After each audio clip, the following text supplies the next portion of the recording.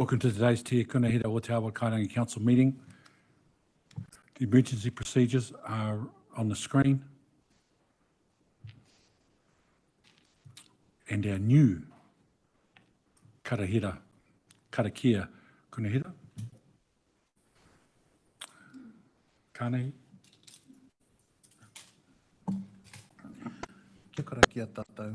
Tuia te mana ki aki, rarangahia te mana rangatira, kia tipu, kia puāwai, e ripo ngā wai o te awa kairangi, he kaitiaki ki te whenua, he oranga taiao, he oranga tangata, haumi e, hui e, tāe ki e. Kia ora. Kia ora, no apologies. Anybody an apology for early departure? There are none. Item 3, public comment. Teresa Homan. Teresa speaking to item 8, Te Akiwai Metro Water Limited, approval of the foundation document on page 43 of the agenda. Teresa, you have 3 minutes, but then time for questions. Thank you. My name is Teresa Homan and I thank you, Mayor and the councillors, for this opportunity to address the issue of the founding of Metro Water. I wanted to flag my thoughts and concerns at the outset of Representative Council's discussions on founding of Metro Water as I question the extensiveness of public consultation on the matter at hand. As a contributing member to the cost of Three Waters for over 40 years, I seek clarification on the handing over of water assets at the insistence of central government and with the approval of the DIA without firstly having agreement of how shareholder councils will have representation in Metro Water's operation and funding. I also seek clarification of establishment of a board for Metro Water before it has approved foundations by its owner councils.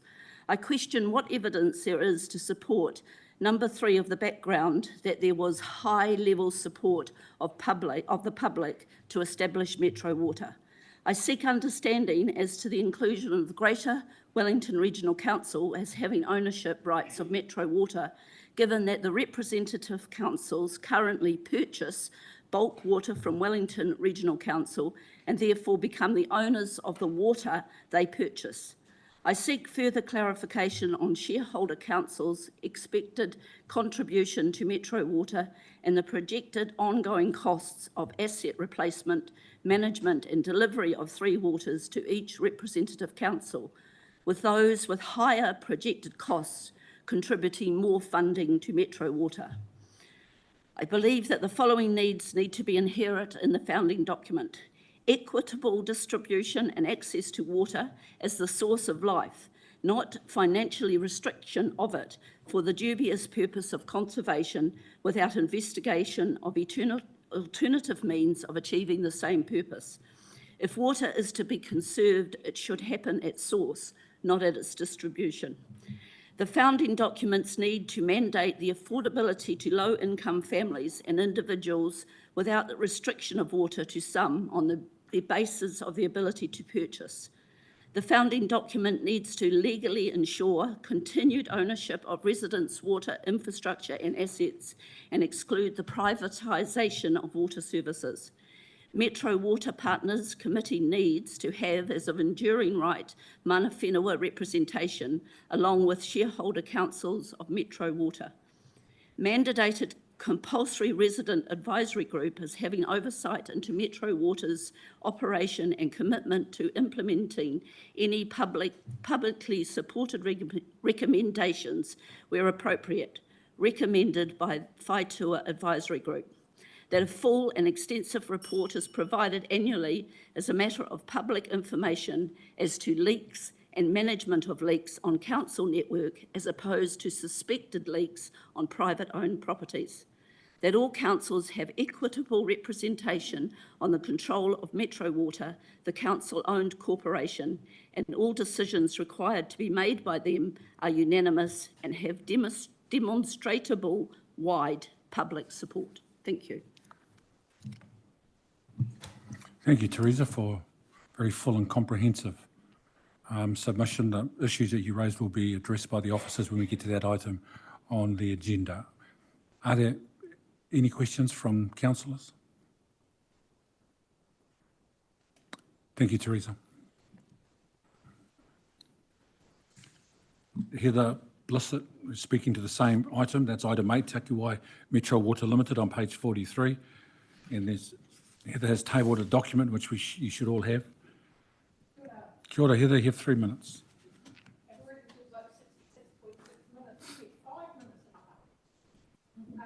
I just wanted to bring that up. That's the 8th shareholder in the Te Aki Wai. So there you go. And also, I just brought some wai from our source. Sorry. Kia ora, Heather. Now, I normally do notes, so thank you for tabling it, because I do get lost when I'm submitting. But I just had a couple of concerns that I wanted to raise, because you kind of got yours first, is you've changed it from unanimous voting down to 66.6, and by my calculations, that means Wellington with 3 votes, Hutt Valley with 2, you only need one more vote. So that can actually quite easily eliminate some of the more minor or the one vote parties, especially if you've got other areas that have got greater risk and cost over the others. It would be easy to outvoice them.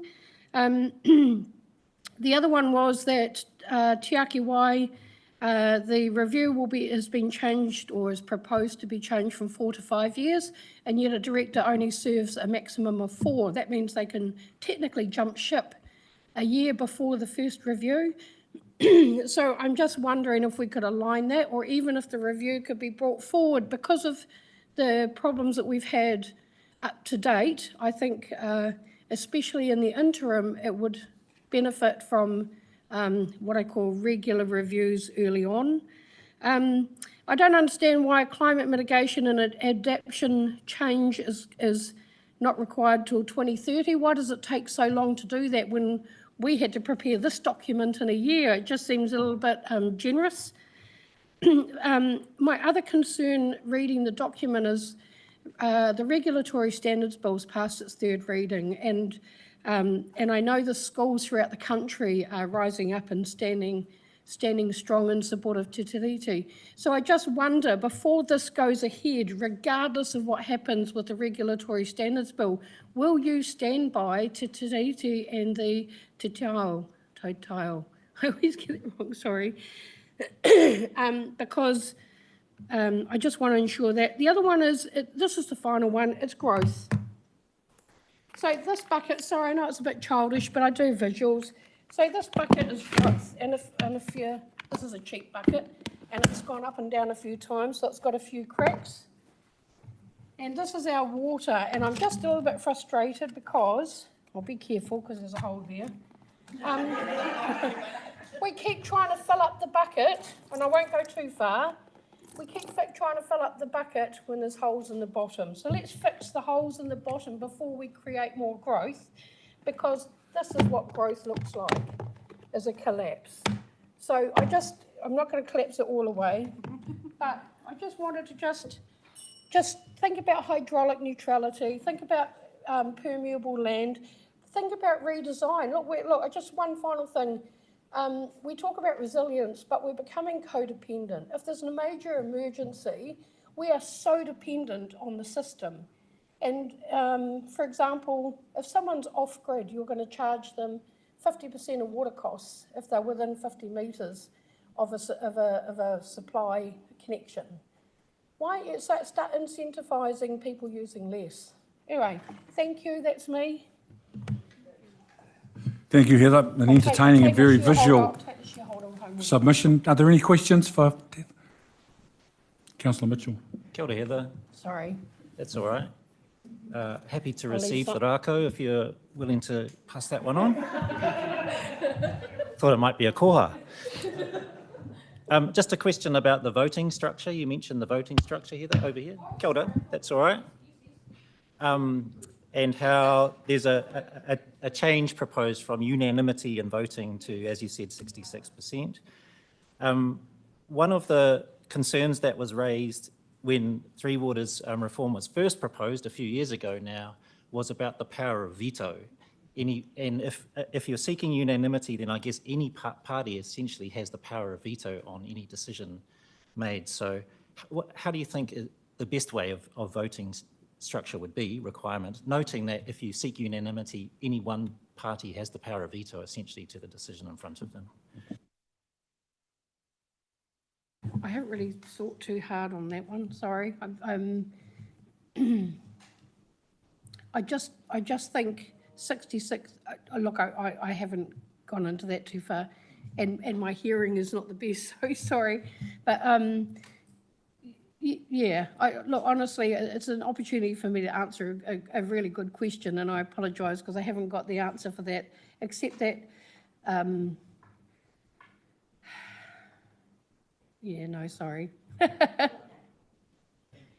Sorry, thank you for asking it though, I appreciate it. Councillor Brown, you've got another question here. Oh, gosh.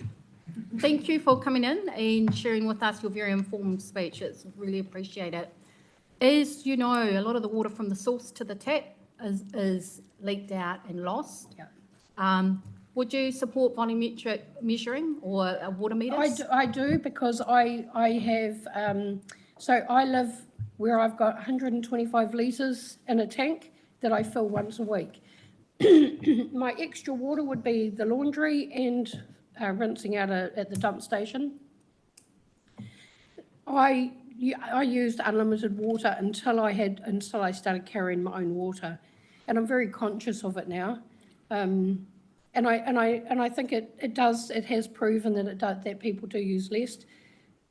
I won't dob anyone in, but I was at someone's house and they went to rinse a bowl and they turned the tap on full and they're talking away and there's water's running. I went, I could have filled my whole tank with what you've just. So yes, consciousness does make a difference. There are some concerns though. Someone said, what happens if you get to the end of the month and you haven't used up your quota? Will you just use the water because you've paid for it? So there's always pros and cons to whatever you do. Thank you. I think there'll be a lot of investigation on how that can work in the future. So Yeah. Thank you for your thoughts. Councillor Shaw.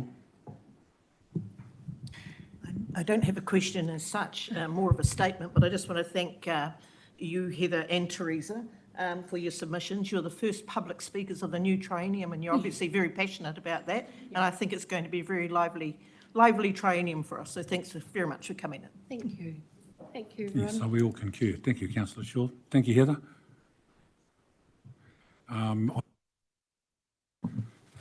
Mural statement, tēnā koutou katoa, talofa lava, namaste, ni hao, malo e lelei, and warm greetings to everyone. Today's greetings reflect the diversity of our elected members around the council table.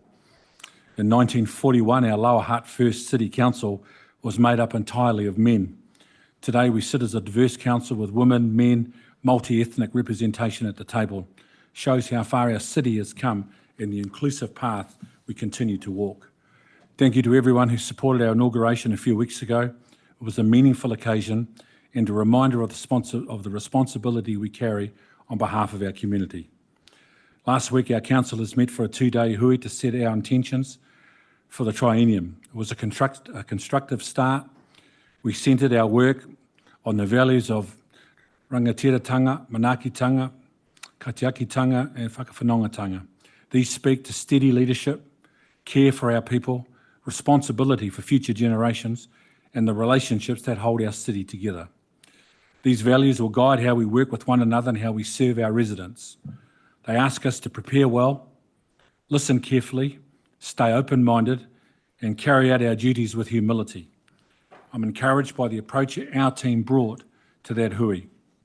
We also talked about our shared vision for the city, a place where people feel proud to live, where our environment is protected, and where young people can see a strong future for themselves. Partnership with Mana Whenua will continue to guide our decisions and keep us focused on outcomes that reflect our whakapapa and our community. This month brought good news for Te Nana Pool and Fitness. The centre received its second national award for sustainability and community benefit. It is New Zealand's first Green Star 5-rated aquatic facility. This achievement reflects the hard work of many people and shows what can be delivered through clear planning and collaboration. I want to also acknowledge the success of our local sports teams, Ulala Wainuiomata Netball, who won the Premier 1 Championship and 4 other titles, the Randwick Rugby League team for winning the Wellington Premiership men's title, and the Huddle Boys Marist Rugby Club for winning the 2025 Jubilee Cup. These results highlight the strength and discipline and pride that exists across our city. I also sadly want to take this opportunity to recognise the passing of a couple of very valued community members. Ray Sua from Wainuiomata, our thoughts are with Monique and the family. Ricky Tauri, also from Wainuiomata, who passed away in Brisbane a few days ago. Our thoughts with you, Valina, and family over in Brisbane. As we begin the triennium, I want to restate my commitment to teamwork, transparency, and getting the basics right. Residents want a council that listens and delivers. They want practical action and value for money. That has been my focus, or our focus, from the outset.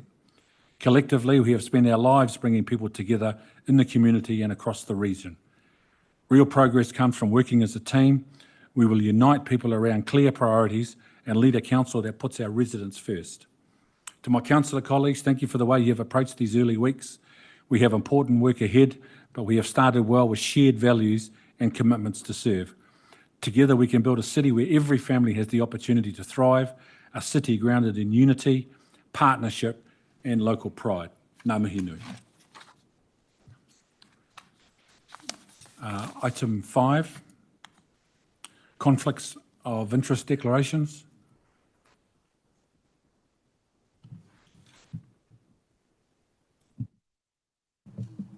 Councillor Pukitapu. Just to note that I will refrain from voting when we talk to Kara Pukitapu in the Tiaki Whiteway section. That's noted. Sorry. Councillor Stallinger. Item 11, in particular, the resolution relating to the appointment of the director to Urban Plus Limited.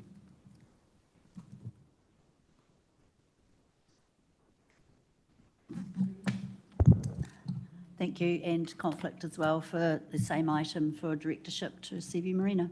Item. Thank you, Councillor Lewis. Okay. Item 6, council minutes. Any discussion on the correctness of the inaugural minutes? Meeting attended by 500 plus. If there's none, I move the motion. Councillor Mitchell, seconder. I now put the motion, which has now been moved and seconded. Those in favour, please say aye. Those against, say no. Declare the motion carried. Item 7, decisions made under the Chief Executive Delegation. Thank you, Mr. John. Mayor. A very brief report. You'll recall that I have a set of delegations that allow me to work over the interim. They're both recorded here as per the requirement. You're aware of both of them, one in relation to the district plan submission and the second in relation to Tiaki Y, both of which I've advised you about previously, but are here for the record. Any questions? None. I move the motion. Do I have a seconder? Councillor Dyer. I now put the motion which has been moved and seconded. Those in favour, please say aye. Those against, say no. Declare the motion carried. Item 8. Chucky Y Metro Water Limited, approval of the foundation documents on page 43 of our agenda. Mike Wakefield from Simpson Gresson is joining us online. Sarah Gardner, Water Services Transition Manager, and Jenny Lifsher, Group Chief Financial Officer, will also speak to the item. Kia ora, Mike. Kia ora koutou, everybody.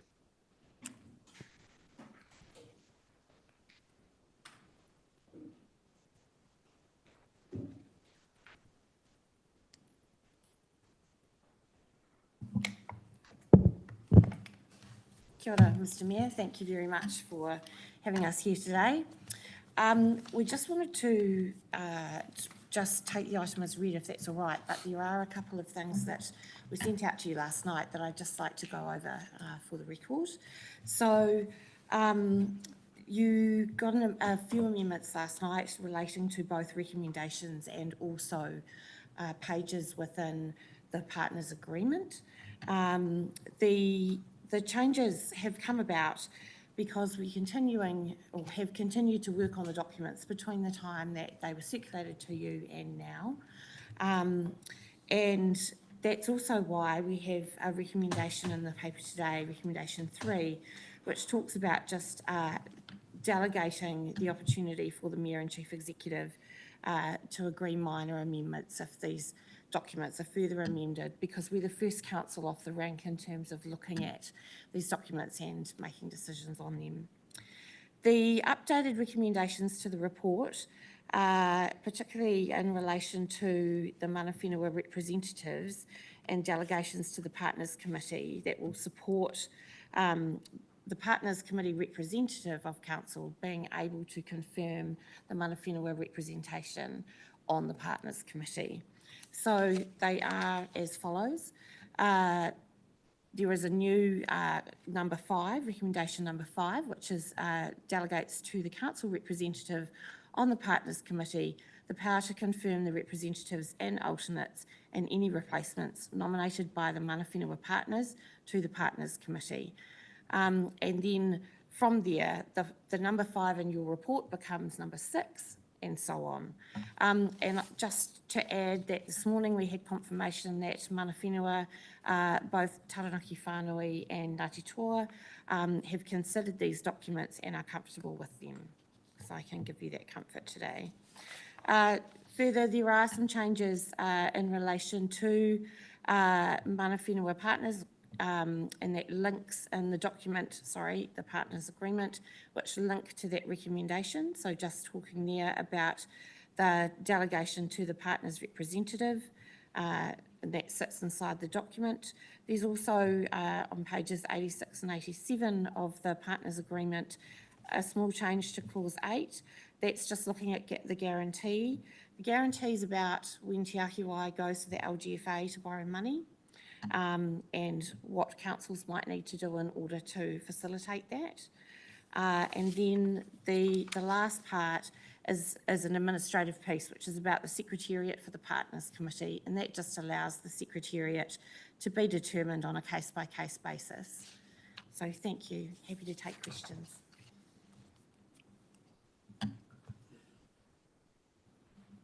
Councillor Mitchell. Thank you. To begin with, just coming back to the new recommendation 5, that we delegate to our representative the power to confirm mana whenua representatives on the Partners Committee. There is in front of us in a subsequent paper today a request for the council to approve those delegations. So would this supersede that later decision of the council today? Yes, that would, and those recommendations have been withdrawn. Thank you. I do have a couple of questions in the detail of the partners agreement. I don't know if we want to address those now or see if there's any more general questions first. I think we can address them now, Mr. Mayor, and it may well be that as we take the gamut of questions, Mike Wakefield might reply to them in the round. That's acceptable, Mr. Mayor. Thank you. So in the partners agreement, it's page 85 of our agendas. Firstly, there's a definition of what an independent chairperson can be, someone who's not from the Partners Committee itself. The definition in 6.4b talks about how there are 7 partners in this organisation, 5 councils and 2 iwi. The definition, though, is that a person, to be independent, cannot be an elected member or an employee of any shareholder of the company. So they have to be independent from councils, but they don't have to be independent from the other partners in the agreement, which are the iwi. I just wondered if that was intentional or maybe an oversight. Do you want me to? Yep. Just one over the following page, page 88. In the additional shareholders, it talks about in the future scenario where new shareholder councils may be brought into the fold.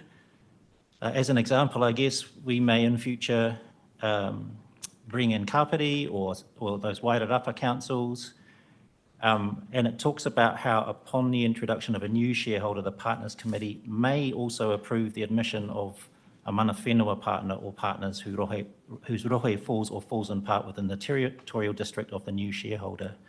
So we may in future choose to bring in other councils, but seemingly it's discretionary whether we would also bring in the mana whenua of those areas. I just wondered again, maybe it's just in the wording there, whether or not in principle, in the spirit of partnership and inclusion, we might automatically bring in mana whenua of those areas, or if not, what the process might be for considering whether to do so.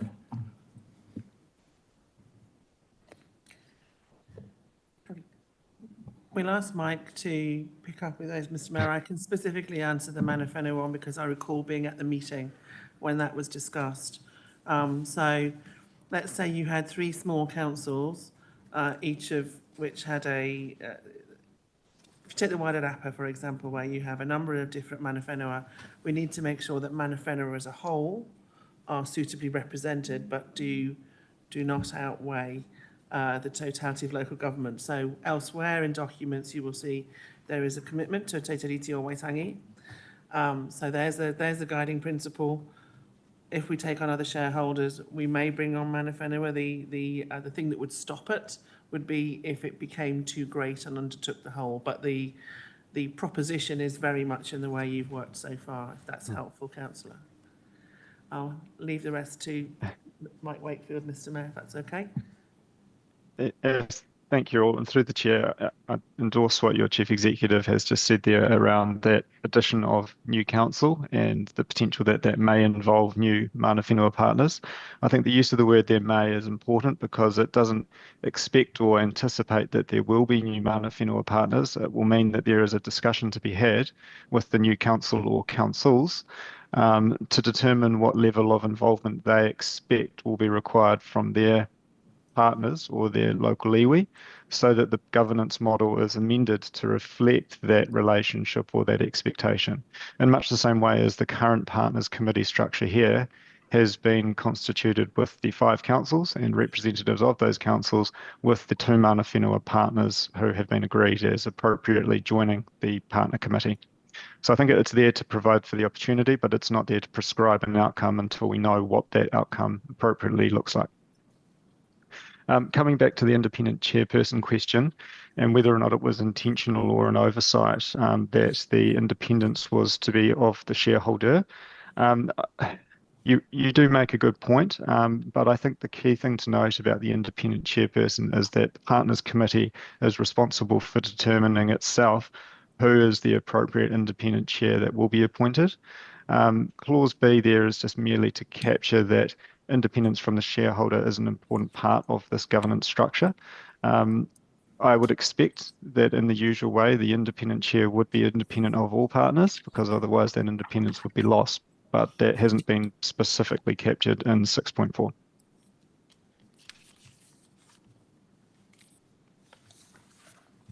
Councillor Brown. So in the papers, it has that a mandatory review was originally set for 4 years, and now it's increased to 5. Just taking on board the public speaker that was, so is the change in directors aligned to that? Because it was 4 to 5 year term. It's probably best for Mike to answer that question. I think we're conflating 2 different issues. The review of the partners agreement itself is a review period to assess whether or not the partners agreement remains appropriate at that specific end of term, and whether or not there needs to be updates to the arrangements between the partners, which might include the way in which the partner committee is constituted or operates through its terms of reference. There's been some discussion and comment today around the review falling out of line with the board review period or the term of the board. But I think what's important for this group to realise is that the board will be subject to ongoing reporting obligations to the Partners Committee in any case. And so that will exist through a half-yearly report and other opportunities to engage direct between partner committee and the board. And so I don't think it's necessarily required that we align their director term with the review to the partners agreement. They're serving a different function.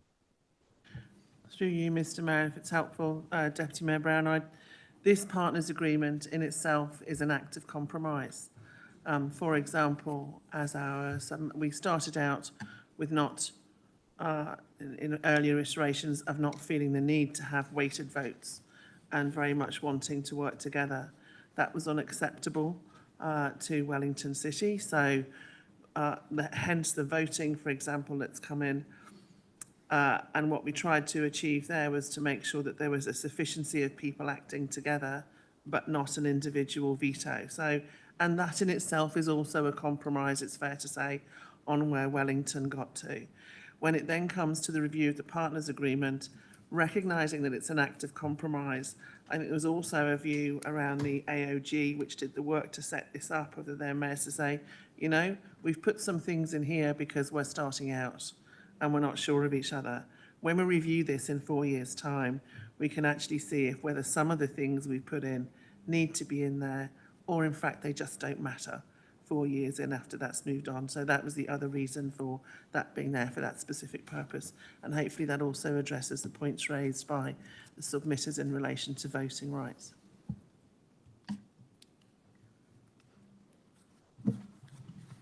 I have 2 questions, if that's okay. Councillor Pukekohe. The first question is just following up from Councillor Mitchell's question.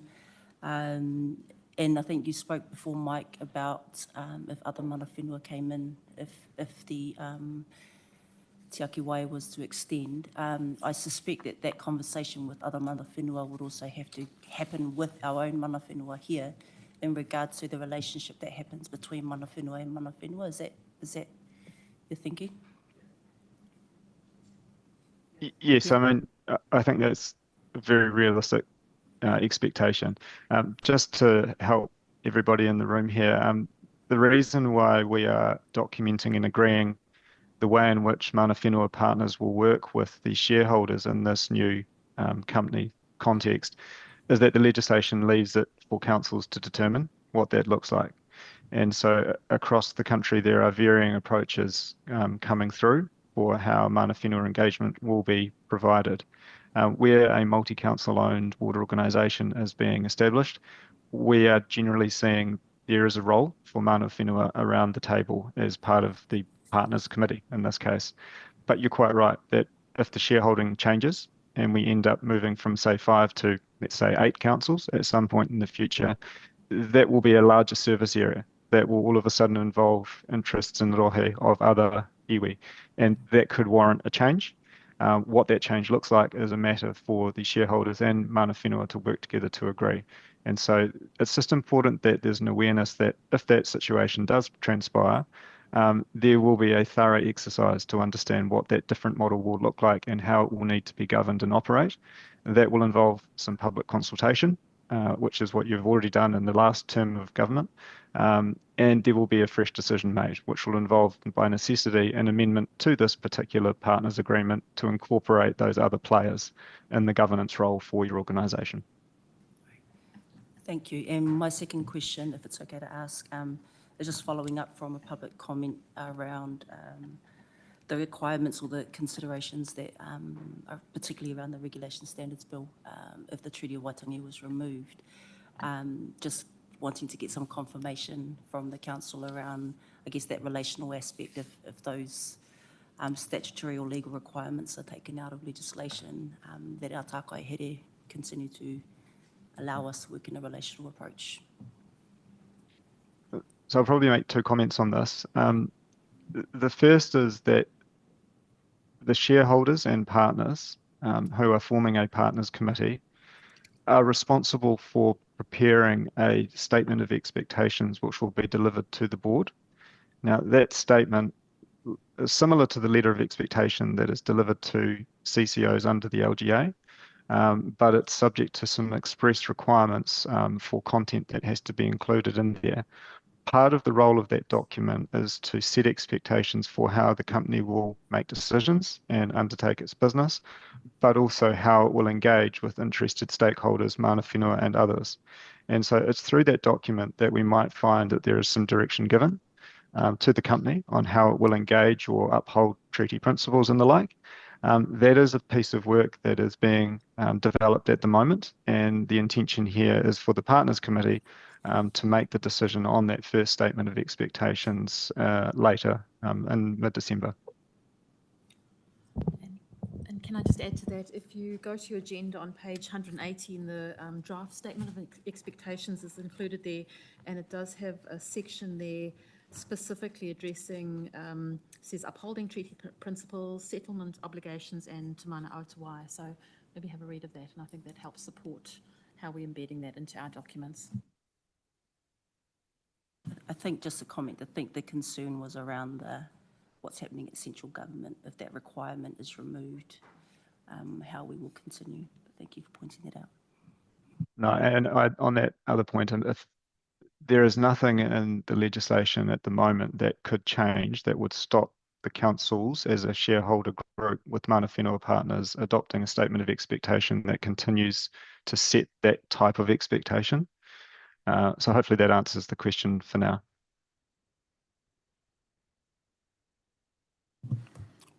Any other questions? Councillor Griffiths. Thank you. My questions relate to the statement of expectation as well, and on page 116 in particular. And it relates to a question I asked during our induction briefing, but I wanted to ask it in a more formal setting, and now I see it sort of confirmed in print what it is going forward, and that is speaking about cost to serve local communities staying with those areas in the short term, an undefined short term. And I'm worried, I've read many times that, particularly for Hutt City Council, many of our costs come early on. We've got massive bills looming for a wastewater treatment plant and some other really big projects. And I've read that, just as an example, Wellington City's big costs, so our costs are front-loaded, theirs are back-loaded in their 10-year plan. And so I'm just concerned Hutt ratepayers in the short term, whatever that means, picks up a lot of costs, and then we move towards harmonisation. Everyone agrees harmonisation is where we want to land in the end. But yeah, that sort of scenario really suits Wellington. Should we be, is it through our statement of expectations that we'll be building in some protections on that front for our local ratepayers, or how are we going to handle that issue?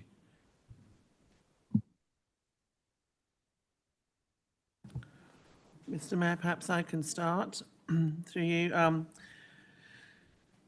Obviously, the desire is to get to harmonisation. This organisation needs not to be set up to fail in the way that Wellington Water was running 6 different systems, 6 different performance regimes. Every time there is separate charging, the last thing we want is separate CapEx books and separate OpEx books times 4 or 5. The new independent chair of the board of Te Ahi Wai, Will Peat, has asked to meet with mayors and CEs as soon as possible to identify what a price path may look like around a reasonable time for harmonisation.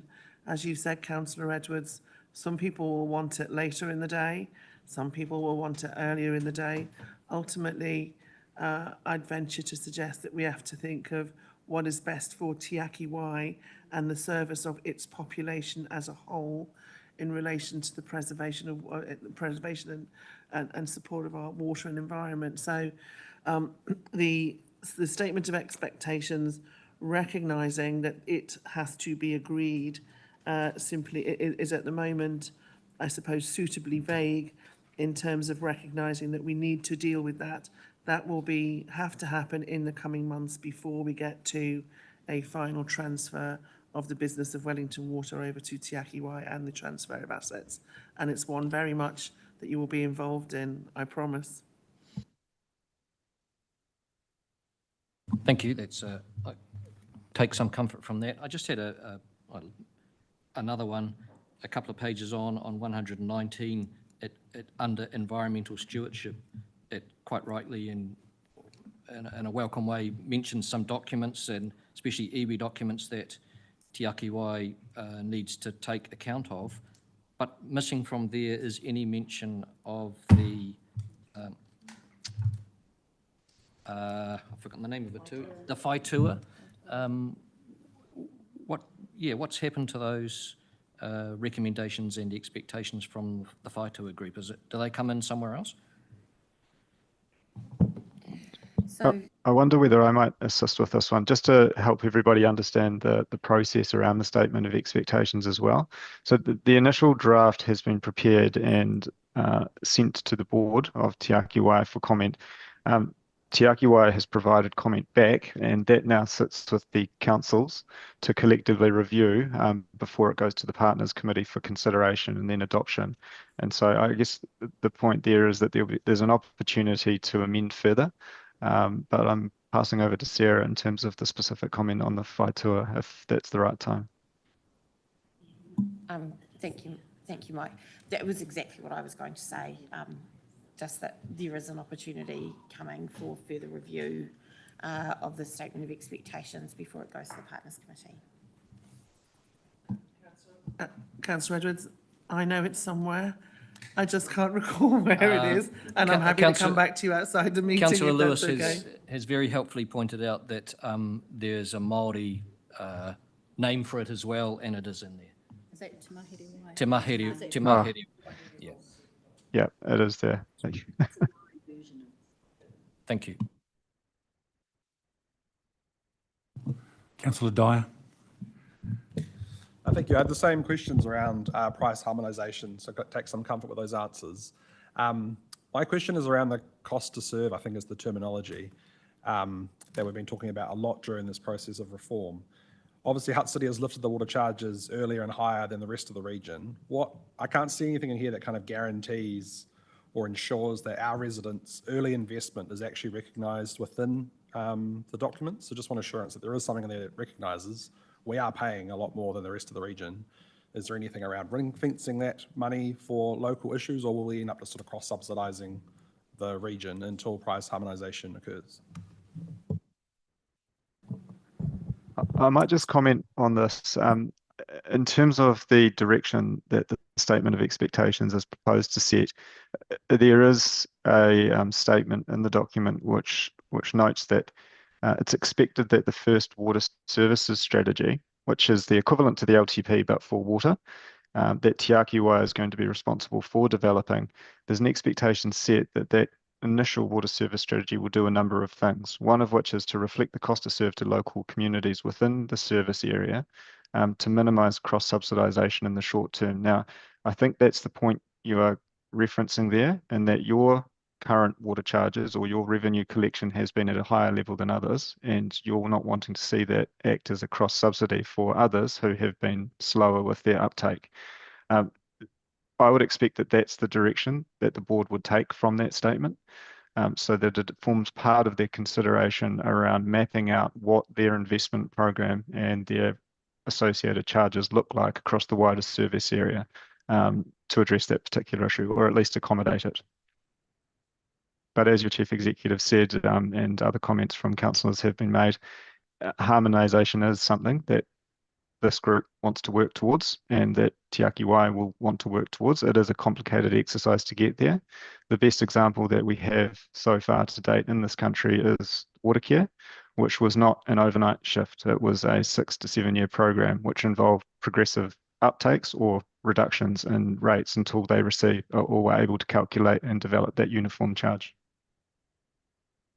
Cool, thank you. I guess my concerns are cost to serve doesn't care about TA boundaries. Cost to serve within the Hutt Valley will be treated as one. We share the same wastewater treatment plant, we share the same water source. We know our rates are significantly higher than Upper Hutt. So I just hope when that does go through the Partners Committee, that is recognised in there. My second question is, obviously, like I say, we are upfront funding renewals and investment in CapEx, but we're kind of, I know rightly so, drawing a line in the sand on asset values but over the next 3 years or till price harmonisation occurs, we are going to be significantly increasing the value of our assets. Is there a point in time where we say we revalue the assets to recognise that early investment, or is kind of the line in the sand drawn May next year, I think it talks about, and then we kind of just acknowledge that beyond May, we are all kind of in it together? Maybe I can just give you some assurance in terms of for next financial year and the charging and what we're seeing playing out as we're working through the details of the pricing for next year. Whilst we've done a whole lot of capital investment, we've been charging our ratepayers for the cost of that investment, and our pricing reflects that. So, and also the debt levels. So the assets move across and the debt levels.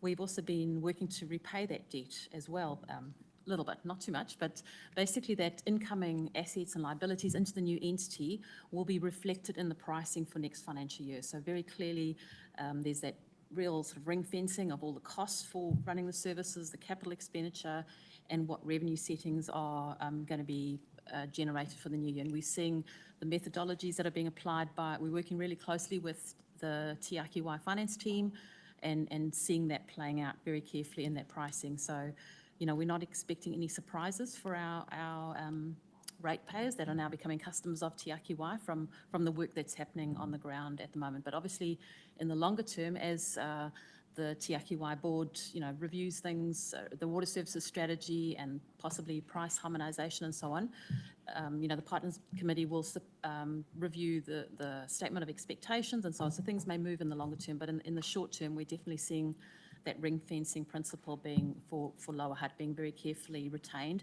And things like the treatment plant, where Upper Hutt also pay a portion, that allocation of costs back up to Upper Hutt, we're seeing that being played out in action. So it's pretty much, at a high level status quo in terms of that principle for now. Once that transfer takes place next year, we have the pricing level set. The assets, arguably liabilities, move across together with the amount we borrowed on the mortgage, and the mortgage payments move across, and then we get repaid the debt we have. That's it. The company won't be distributing dividends, and let's be honest, it's got 30 years worth of backlog to deal with to get this water up to where it needs to be.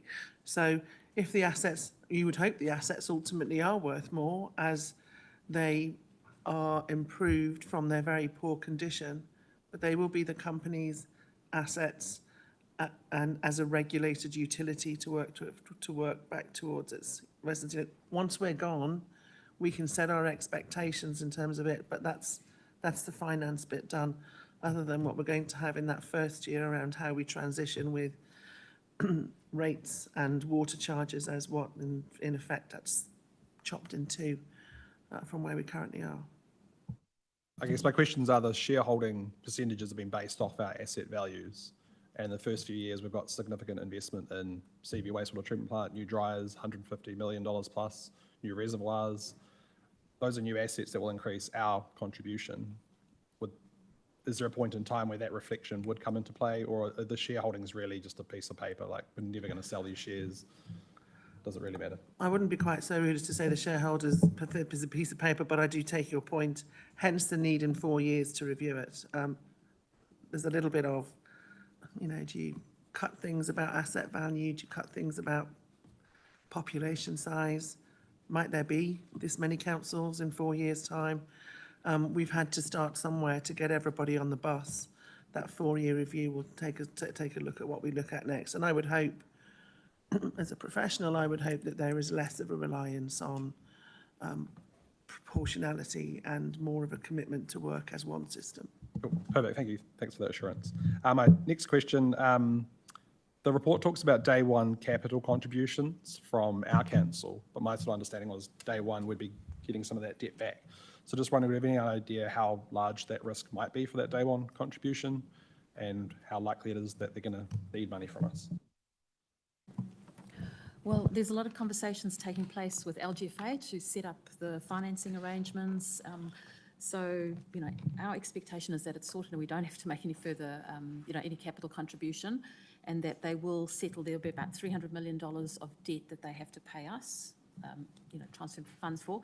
So, the planning's happening. I think the capital contribution that's referenced in the paper is really a worst case scenario if there's a little bit of a delay. Yeah. Thank you. Any other? Councillor Stellinger. Yes, thank you, Mayor. Just a general one. Was commented, and I agree that we had two really thoroughly prepared public comment.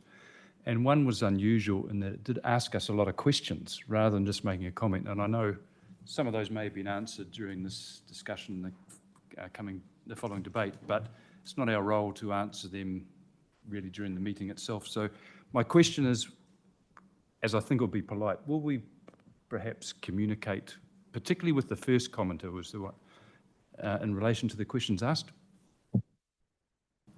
I'm sure Teresa's listening to the live stream and will have seen all the answers to the questions. I've made a note of them, and I think we've pretty much got them. If there's anything else, I'm sure she'll come back to us. If there are no other questions, I propose to move the motion.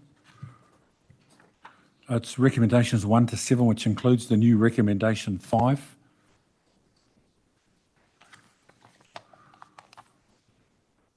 On the screen. Do I have a seconder? Thank you. Councillor Edwards, is there any debate? Okay, I now put the motion which has been moved and seconded. Those in favour, please say aye. Those against, please say no. Declare the motion carried. Thank you, Mike. Thank you, Sarah. Thank you, Jenny. Thank you all. Item 9, proposed temporary road closure for the Stokes Valley Christmas Parade. Ho, ho, ho, John Kingsbury, Director of Economy and Development.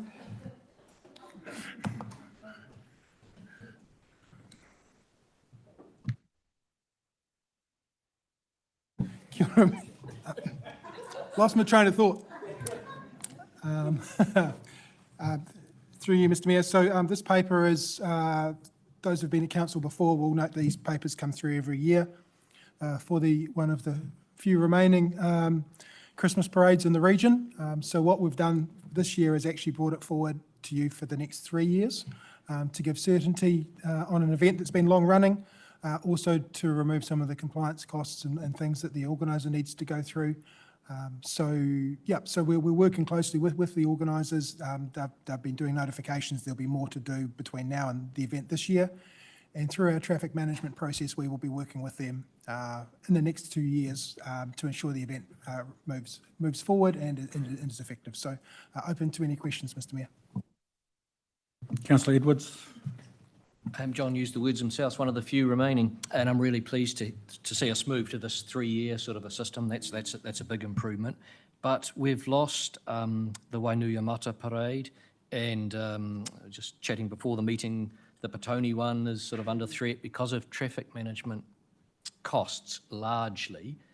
I know this council was one of the first adopters of the new traffic management manual that's supposed to reduce the number of cones and do this kind of thing. Is that likely to reduce costs for traffic management for parades?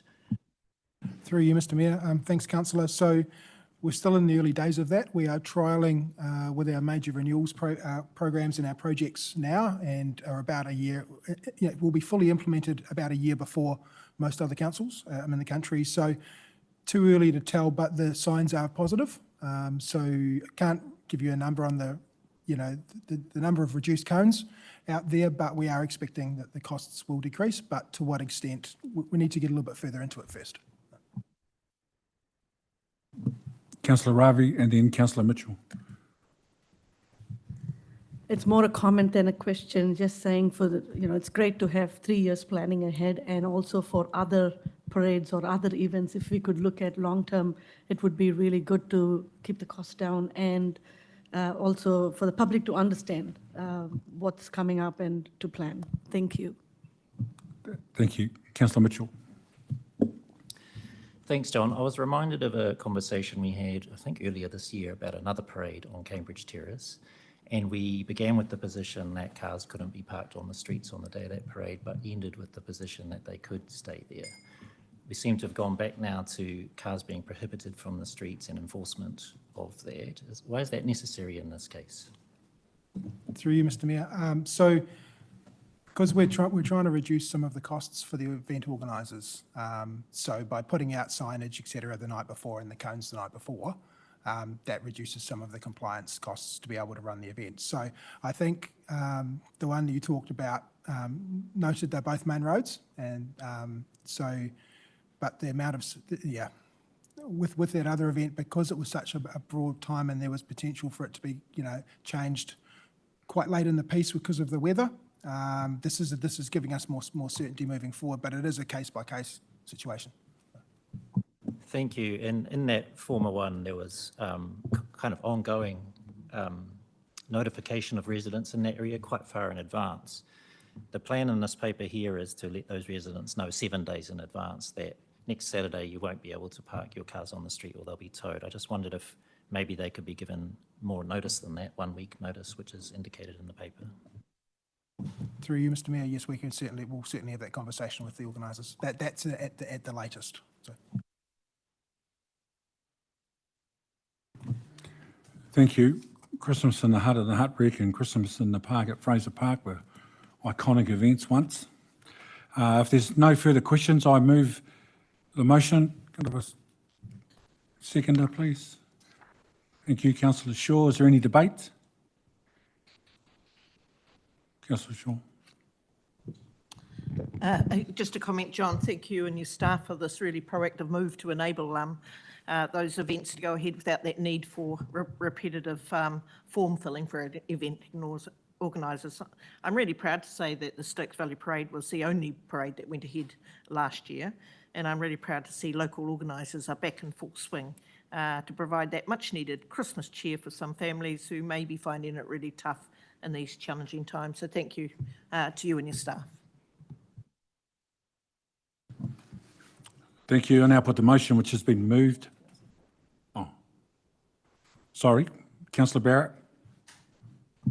Thank you, Mr. Mayor. And I just want to acknowledge that although this may seem like a small consideration on the papers that we've got in front of us, this is a time of the year that it brings a joint venture, not only through the people of Stokes Valley, but all the local Rotary groups that get in behind and help with much needed concerns through the public at that time as well. What it also does is it brings the community of Stokes Valley together at a time of year that some people can find very stressful, but it also brings people outside of the valley in as well, families and whānau all together at an important time. Thank you. Thank you, Councillor Barrett. I now put the motion which has been moved and seconded. Those in favour, please say aye. Those against, declare the motion carried.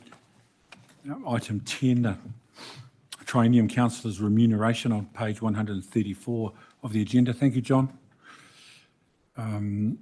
Report is straightforward. I just want to highlight the remuneration is fair for all councillors and reflect the extra responsibilities of committee and subcommittee chairs, all within the limits of the total pool.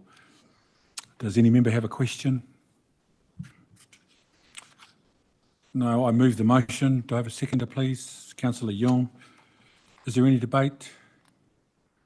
Okay, I now been moved and seconded. Those in favour, please say aye. Those against say no. Declare the motion carried. Item 11, appointments to council committees, subcommittees, CCOs and other bodies on page 140 of the agenda. There have been some proposed changes to the membership since the agenda was published. These changes are Deputy Mayor Brown will serve as the chair of the Chief Executive's Performance Review Subcommittee, which I will take on the role of Deputy Chair. Councillors Barrett, Parkin and Ravi to be appointed to the Creative Community Funding Panel until 31 December 2025. Councillor Mitchell be appointed to the Wellington Region Waste Forum. 4, I'm seeking expressions of interest for 2 additional councillors to join the Age and Accessibility Subcommittee. And 5, based on the additional recommendation under item 8, Te Ake Wai Metro Water Limited approval of foundation documents to delegate to the council representative on the Partners Committee the power to confirm the representatives and alternates nominated by the Mana Whenua partners, recommendations 5 and 6 can be removed. Does anyone have any questions? Okay, I move the recommendations. Oh, yeah. Councillor Edwards. It's to do with the Te Awa Kairangi Hutt River Valley Subcommittee. Very happy to see Councillor Puketapu is going to represent us on that. But in the last triennium, we had 2 representatives, our city, but now we seem to have one and an alternate. I'm very happy to be an alternate. But yeah, have we been downgraded in some way, or? If I may answer through you, Mr. Mayor, I understand from my colleague, Chief Executive at Greater Wellington Regional Council, that they are unlikely to establish that committee to serve the catchment area this time, and will want to look at an alternative way of doing that. Hence, we have put one in as a holding place until they come forward. It is their gift, which we have to engage in. So watch this space. We'll be coming back for more.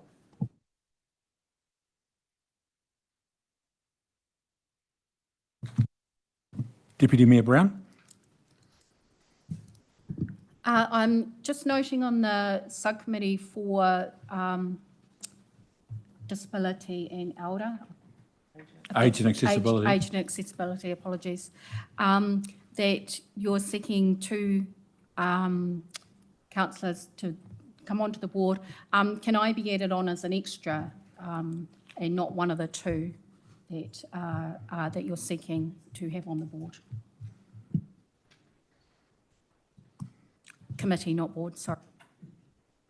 Are there any others who, Councillor Shaw, you volunteering or got a question? Yes, that's exactly. I'm just asking how I volunteer. I'd like to. Yeah. Oh, you've just done it. Congratulations.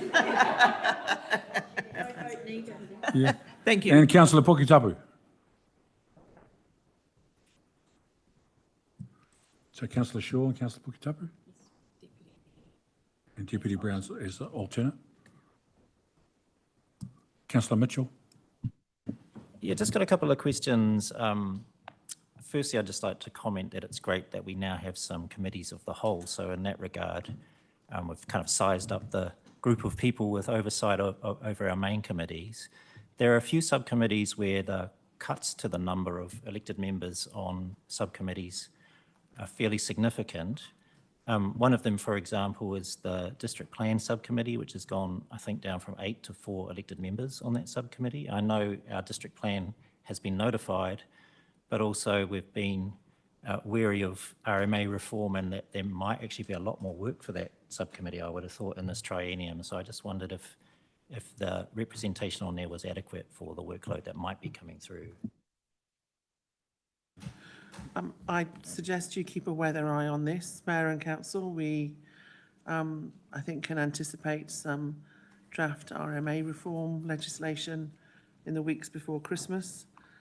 We currently have our exemption application in with the Department, Ministry for the Environment. The work of the District Plan Subcommittee is ultimately comes to Council, but I think you'll just want to, put bluntly, you can change whatever you need to change when you change it up. We're suggesting that's right for now, but let's see what December brings. It may well be that a lot of the work we have to do is in regional bodies that then comes back through there, but until we see the legislation, we don't know. Thank you. The only other one I wanted to question, and it's because of a change in circumstances, the Petone Steering Group. I'm not, overly familiar with how that group operates. Just noting that there formerly were 2 Petone Community Board members on that group, in addition to Councillor Lewis, and now that the Community Board's gone, we've gone again from 3 down to 1 elected members. I don't know if there's a opportunity for other elected members to be involved. So, matter for you, Mr. Mayor, I'm looking to Andrew. There are community members on that steering committee. there isn't a community board, so there aren't community board members, but that doesn't mean there aren't community representatives on there. I don't know if Andrea has anything to comment on that.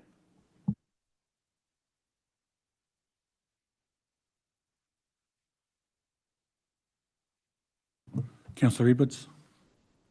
I don't know where it's helpful or not, but I feel a bit bad that council has just invested some money in me to hopefully regain chair recertification. We're making good decisions for RMA, but I'm not on the committee anymore.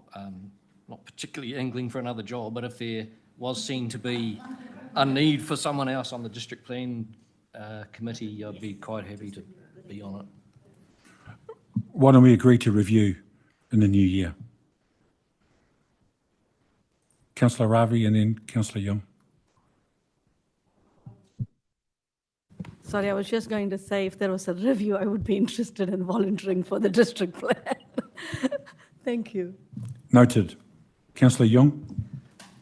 Kia ora. I just wanted to clarify, so there's a comment around the School Student Leaders Forum. Just to clarify if that's 6 meetings in a year or meets 6 monthly, there are 2 different statements there that seem to clash.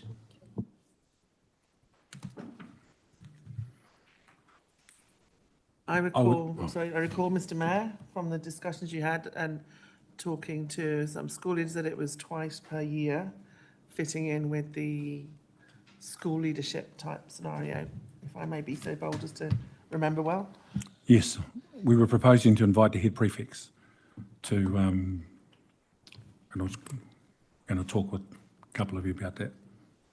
Yep, that sounds great. I just want to make sure if this passes that I show up at the right time and date. Okay. Councillor Dyer. Yeah, I had similar questions about the district plan subcommittee with the making good decisions endorsement being required to be on that committee, but I'm the only one on that committee that's got that.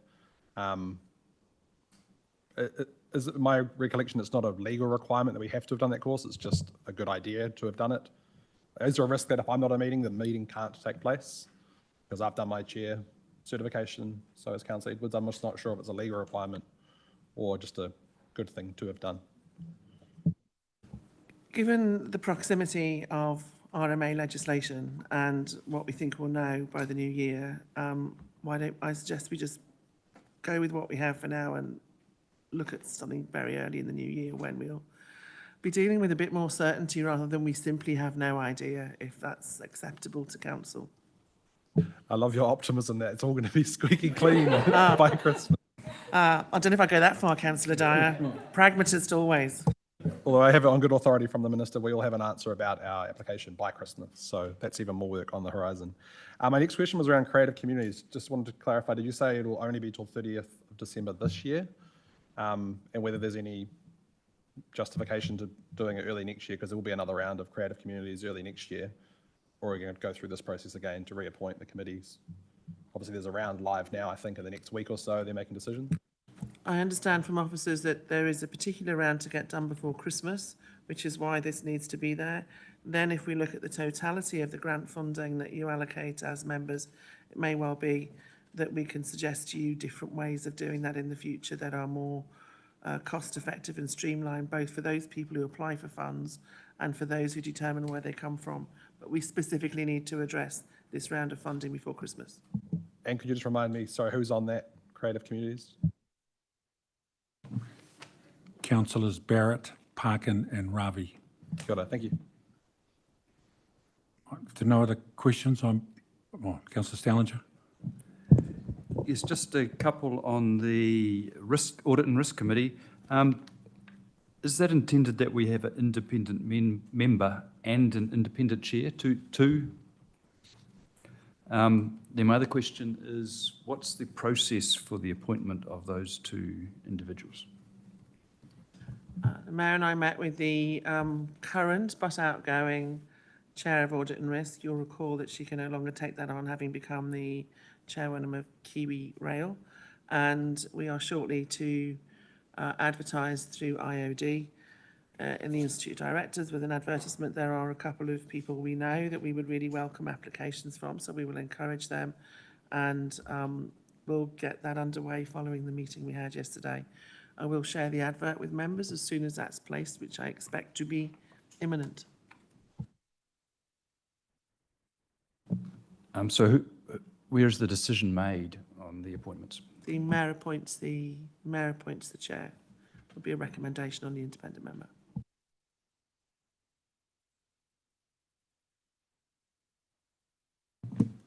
If there are no other questions, I move the motion recommendations 1 to 4. Do I have a seconder? Thank you, Councillor Barrett. Is there any debate? Councillor Stellinger. Is it possible to take items 2 and 3, I think it is, separately, because those were the ones Councillor Lewis and I declared a conflict on? 3 and 4. 3 and 4. 3 and 4? Yep. Okay. We'll just note that, Councillor Lewis and Councillor Poketa, we'll just note the conflicts, okay, and move them as a collective. All right. So the motion's moved and seconded. Those in favour, please say aye. Those against say no. Declare the motion carried. Item 12. Governance arrangements for the 2025-28 triennium. Joe. Here they are, Mr. Mayor and Council. The governance arrangements are set out for you.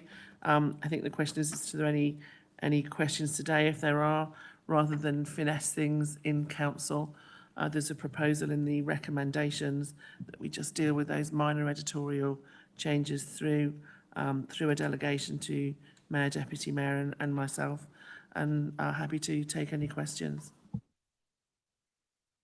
Councillor Mitchell.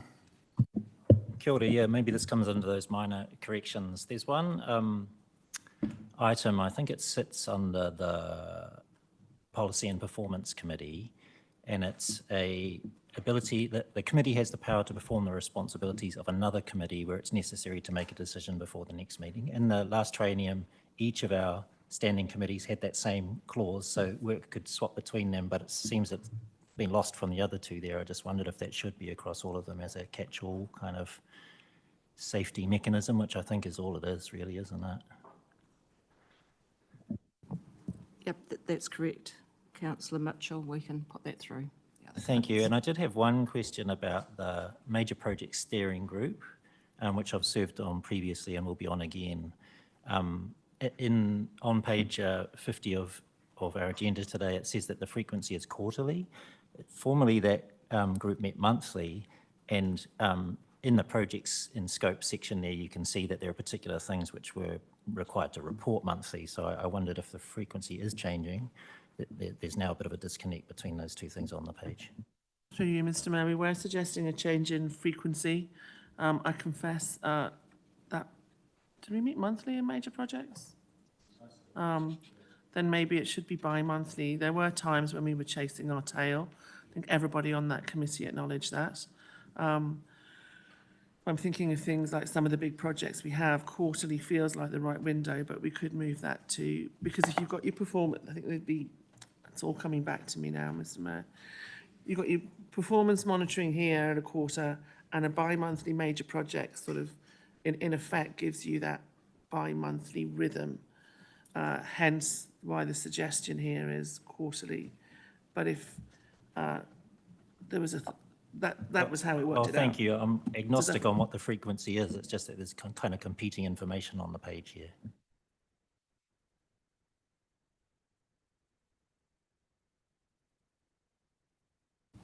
Can we put that in the minor editorial pile and we'll sort it out through you, Mr. Mayor? Councillor Dyer. I think I might know the reason why, but I just want to clarify why the traffic subcommittee has gone from existence. Is it to do with the new delegations that were passed? And is there a worry this will be a lot more extra work for INR? We're trying to smooth and reduce and enhance and make more efficient the number of committees that you have and the governance that gets through them. Put my teeth in today, and recognising that a number of the things, you know, like you've just done 3 years worth of Christmas, for example, in one matter here. So really trying to speed up some of the efficiency of that. And ultimately, cost ratepayers less money in administration. Councillor Parkin. Through you, Chair. Councillor Barrett and I met with Andrea earlier today, and we were discussing the areas of focus, which is page 30 on the agenda for the accessibility, age and accessibility subcommittee. Looking at the first area of focus, the plans relating to disabled people and older residents, the feeling was that it needs to be related to accessibility, including disabled people and older residents, but including but not limited to transport, public spaces, etc. There's a great deal of benefit by improving the accessibility to the community for services. It's not just older people and those who are disabled that will benefit from a more accessible council. Through you, Mr. Mayor, we can make some relevant changes. I've had some emails whilst we've been in this council meeting from my colleagues in neighbouring councils who are proposing to follow your lead and set up something similar. So I would have thought within the minor editorial pile, if it meets with your approval, that it almost makes sense to have a bit of a regional consistency insofar as possible to these matters also, given that customers will be experiencing life across the Rohi, not necessarily at our boundaries. So if that's acceptable, we can put that also in the editorial pile.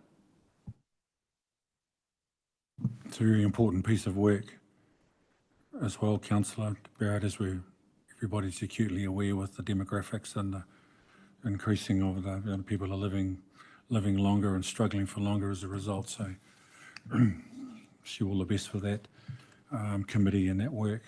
If there are no more questions, I propose to move the motion, recommendations 1 to 3 on the screen now. Do I have a seconder? Thank you, Councillor Young. Is there any debate? Councillor Dyer. Thank you. Yeah, more than happy to support what's in front of us now, but would like to see us hopefully do a review, maybe mid-triennium, given there's quite some significant changes in here from what we've previously been. I understand the reasons for them, but I do have some worries around public participation, workload, both for officers, but also the community and ourselves. So yeah, it would be a good thing to review the full structure, I think, halfway through the training. Good idea, noted. Deputy Mayor Brown. Thank you. I just want to also give my acknowledgements to the new subcommittee of I haven't got the name right, so the new subcommittee. Age and accessibility. Yep.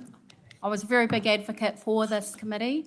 It's clear as we get around the community that we have got many voices that are not represented, and it's often hard for people to come in here, particularly elderly, and for us to go out and get their voices is going to be a really strong element of this triennium. We were just given a stat that in Lower Hutt and Te Awakairangi, the elderly has proportionately really exploded, and our young has reduced. So it's a really important time to get the voices of everybody, but also to give acknowledgement and recognition to all voices in our community and see how we can do that in a more structured and active manner. So kia ora. Councillor Barrett. Thank you for the comments that I've heard so far, and it's been really pleasing to note that of all the people that I've spoken to, there's not been one person that has said anything other than, thank God this is a council that is actually prepared to listen to the voices of our most vulnerable in the community. Some of them don't understand all of the legal terminology, the big words that are used around here, can't get their head around it. They just want straight talking people who are going to sit in front of them and say, what are the issues that you are concerned about? How can we bring your voice to the table? So, I mean, and I come back to one of the presenters we had last week, Dr. Steve Rainbow. He just about applauded because he said, thank God, something is being done. So, I mean, it really reiterates the fact that we need to move forward as a collective community and as a caring council. Thank you. Councillor Stellinger.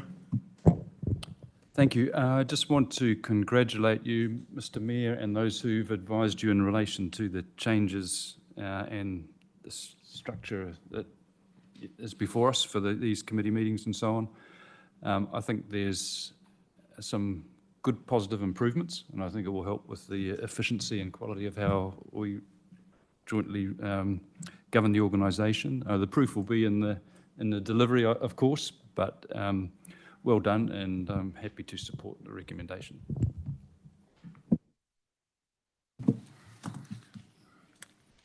Thank you, everyone, for your contributions. I now put the motion, which has been moved and seconded.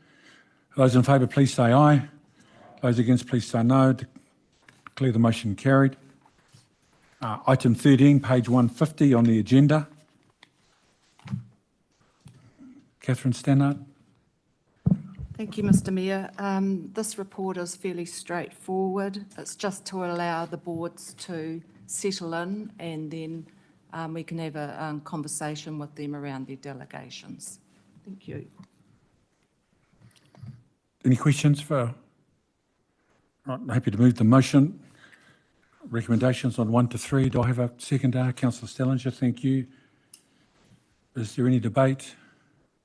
No debate. I now put the motion which has been moved and seconded. Those in favour, please say aye. Those against, say no. Declare the motion carried. Item 14, the proposed meeting schedule for 2026. Taking the feedback into account, I'm proposing that the Policy and Performance Committee meetings to be held on a separate day, starting at 9:30 a.m. Kate Glenville, the Senior Democracy Advisor, is available to answer any questions. Are there any questions? Councillor Parkin. Thank you, Chair.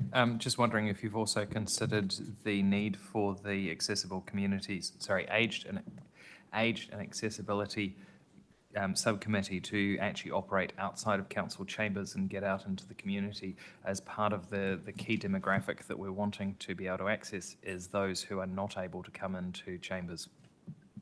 We haven't considered it, but it's a very good idea. And I think we should.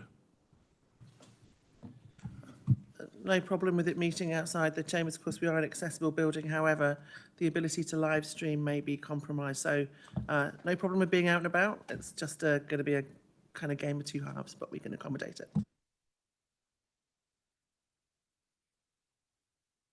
Councillor Mitchell. Yeah, just in terms of Policy and Performance Committee being shifted to a different day, is there a suggested day for that? Like my preference, I guess, would be for it to be bumped to the following Tuesday from where it is currently, but I don't know if there's been any discussion about that. Through you, Chair, thank you for the question. Looking at the current calendar, it looks like we can move the Policy and Performance Committee meetings mostly to Wednesdays. So Connected Communities would meet on the Tuesday, Policy and Performance on the Wednesday, and then Infrastructure on the Thursday. But in cycle 5, it would probably have to meet on a Monday. Is there a reason why it can't be shifted to the subsequent week instead of having consecutive days? Like personally, for me, I would prefer to have dedicated reading time between meetings.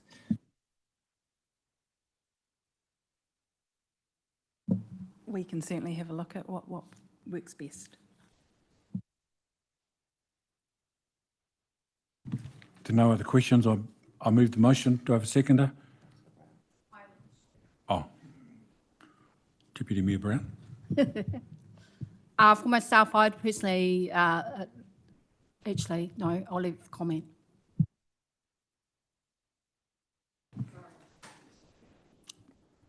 Do I have a seconder? Councillor Tonga Grant, thank you. Is there any debate? Deputy Mayor Brown. Thank you. And thank you for all your work on that, officers and Catherine and co. For me, I would prefer to have all the committee meetings on the same week so that it's all done in a block and that that we can get through it. I think we are in a position where we're employed to do this work. I don't think it's too much of a shift for us to do 3 meetings in 1 week. That's just my view, and it's worked in the past, so I would prefer it to be all in 1 week. Councillor Parkin. Kia ora. I take on board Deputy Mayor Brown's comment about that we are employed and therefore should be able to do this. However, it's not just our job to be employed. We are also there to represent the community, and I'm very concerned that having 3 major meetings in 1 week will seriously work to the detriment of the ability of the community to digest all of those important things, particularly those who are engaged and want to undergo public comment. I'm also worried a little bit for myself personally, the amount of reading material that we frequently get. I think that I will struggle to do as good a job by having all of that material in one go. I note that I am at a slightly privileged position of being deputy chair of 2 of the meetings, so I will get some of the material earlier. But I'm certainly aware that we have some new councillors that will be onboarding an awful lot of information in addition to the fact that they're just reading a lot of papers. And I do have concerns that we are setting some of our colleagues up for a hard time given the current approach. Councillor Lewis. Thank you. Yeah, I'm happy with the decisions that we reach. Doing 3 in a week is good, but I do like the other one as well. We did say we were going to trial it. Could I have confirmation that there was a review period, please? That was my question. I thought The review period is included in the recommendations, be reviewed after 1 year. Councillor Young. Kia ora. I think for me as one of those 7 newbies, I think it would be really great to be able to almost treat that block perhaps as a 2-week block. For me personally, I really enjoy being able to get out to the community and ensure that they're part of this journey with us. I think for me in particular, a huge part of this was making sure our communities knew exactly what was going on where possible. I think 3 meetings in 1 week is really hard to make sure that they are with us as much as they possibly can be. And I think with that review, that gives us room and scope to hopefully allow us to get our feet under the table and then ensure we have a more robust discussion about it, because right now it's quite hard for me to be able to comment on how much has previously come through and how much I could handle in terms of that. Thank you. Councillor Puketapu. Yeah, hi. As one of the new councillors here as well, I'm quite happy to do 3 meetings in 1 week. I have other work outside of this work that I have to maintain, and so having to be able to time manage myself within and knowing when the meetings are happening and blocking them out and being able to get out to the community is something I can achieve if the meetings are set together, and happy to review it later on as well. Thank you. Councillor Stellinger. Yeah, not a big deal either way to me, but if I was just expressing a personal preference, I'd slightly favour having the 3 in a row. It's just a good block of work. I know in that week, pretty much full-time on papers and meetings and decisions, and then on to other business, whether it be council or other responsibilities after. So that would be my slight preference. Councillor Dyer.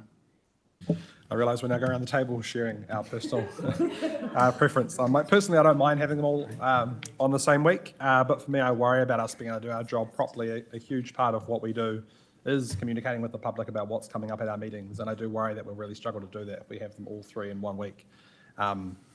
It doesn't leave sufficient time to be prepared or explain to the public what's coming, and encourage public comment. But more importantly, being able to be prepared for those meetings and get the questions through ahead of the meetings, through the correct channels. I can just see it. I'm not sure what problem it solves by not having it in the following week. I can't see any downside for our job as governors having it in the following week. But yeah, personally, I'd rather have them all in 1 week, but I think for all the other reasons I've just articulated, it would make far more sense to be in its own week. Councillor Shaw and Councillor Ravi. Yeah, my preference is actually for that policy and performance to be on the following week, and I'm looking at the first week of March. And if it were to be kept in that same week, for some of us on the Hapari Services Committee, it's actually four meetings and a briefing in that 1 week. And I just think that, my personal preference is to be moved into the following week to give us a bit of a breather. For me, it's more about the review period. If we could look at probably the review done in, say, 8 months instead of a year or 6 months, that might be just testing the water and seeing how easy or difficult it is for the new councillors especially. Thank you. If there are no more, Councillor Mitchell.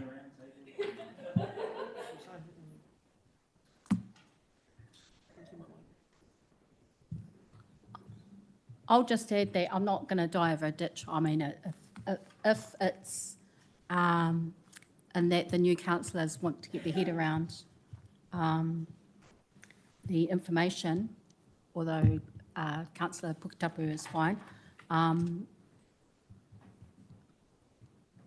I'll go either way, but I'd still prefer it in the 1 week. So then we've got a clear, structured block of work, and then we've got the other 7 weeks to do our community work. Councillor Mitchell, thank you. Just to reiterate my preference for subsequent weeks, I think one thing that's evident from this conversation is that there are some very different working styles around this table, as there always have been. It was recently commented that some people like to be able to read their papers on Sundays. It's the last thing I want to be doing on a Sunday, personally. I don't like overlapping reading for different meetings. I prefer to deal with them one by one as they come up. And for me personally, I think I'm not a new councillor. I'm not wrapping my head around new information. However, sometimes I'm wrapping my head around a lot of information in preparation for these different meetings. And personally, I feel honestly that I would perform better around this council table with adequate time to prepare for each of those meetings, which is why I prefer them to be on separate weeks. So there seems to be a strong consensus that we move one of those meetings the following week. Would that be fair? And nobody's going to die in a ditch over whether we... Okay, I'm happy. If you're happy, we'll do that. We'll make the necessary changes. Mr. Mayor, we'll make those changes and reissue the timetable if you agree the recommendations on that basis and understanding. Okay. I'll now put the motion, which has already been moved and seconded. Those in favour, please say aye. Those against, say no. Motion carried.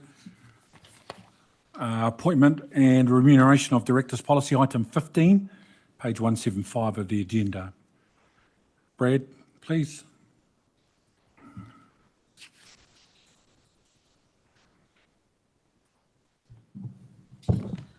Thank you, Mr. Mayor. This is the some proposed amendments to the appointment of directors policy. It applies to council appointments, not just to CCOs, the council-controlled organisations, but a sort of a broader council organisations, which is basically anything we have the right to appoint someone to or we have a certain ownership in. The proposed amendments are all set out in paragraph 5 of the report, so I'm happy to sort of talk in as little or as much detail about any of those. Most of them are clarifying things that have come up through the last triennium. Some of them reflect the actual current practice. Probably the most meaningful is we did have a CPI increase to directors' remuneration per year, and on review, that didn't reflect what we'd actually been doing, so we've proposed to take that out. And happy to take any questions.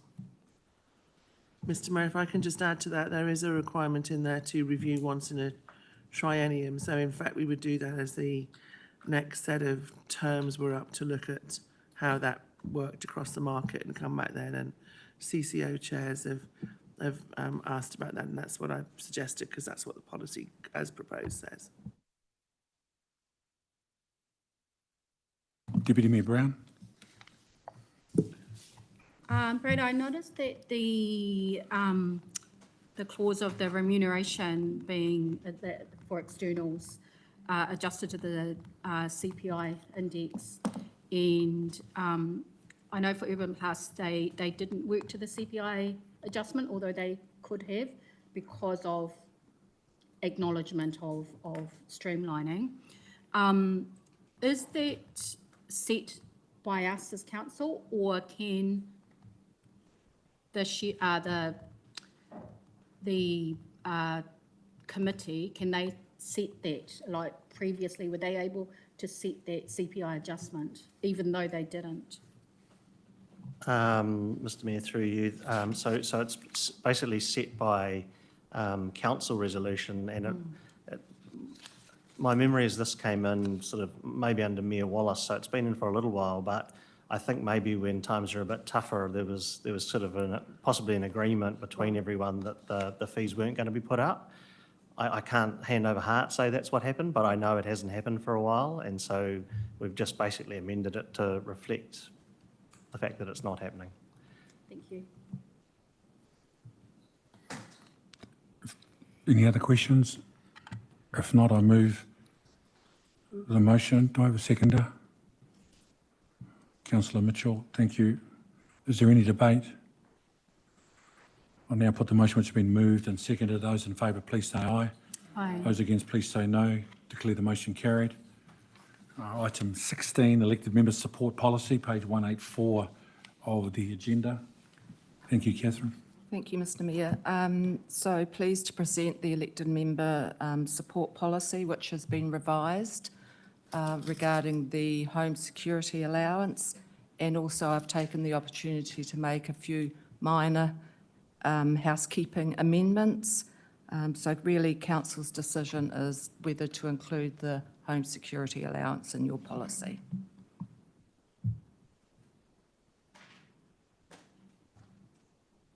Any questions? Councillor Tonga Grant. Kia ora, yes, I did have a question. I think it was on page 185, is that number 14, so is it only elected members who live in Lower Hutt who would be able to access the home security?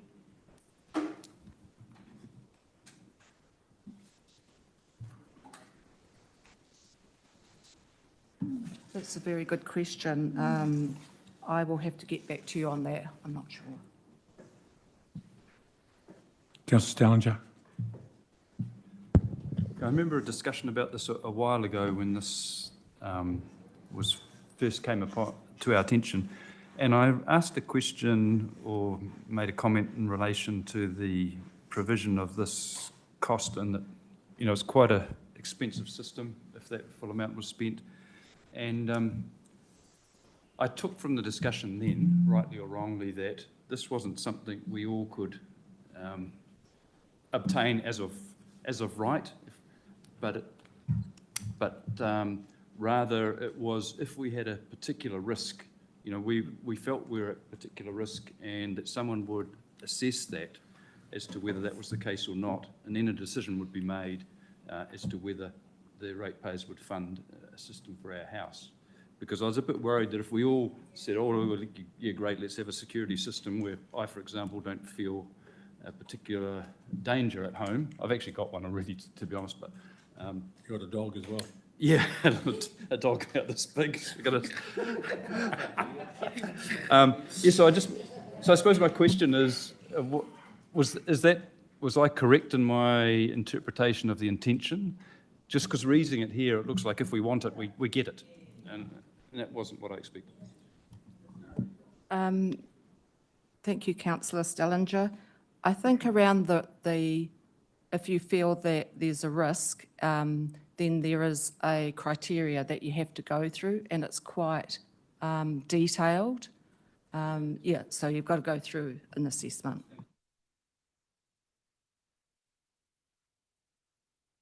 No more questions. I propose to move the motion and recommendations 1 to 3. Do I have a seconder, please? Thank you, Councillor Barrett. Is there any debate?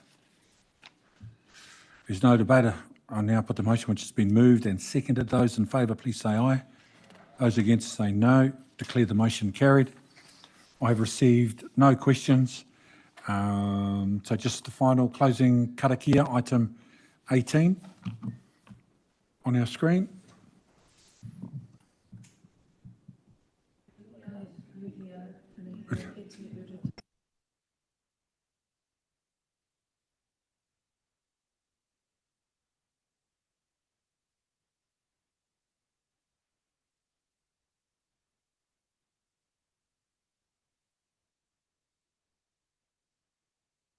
Thank you, everybody.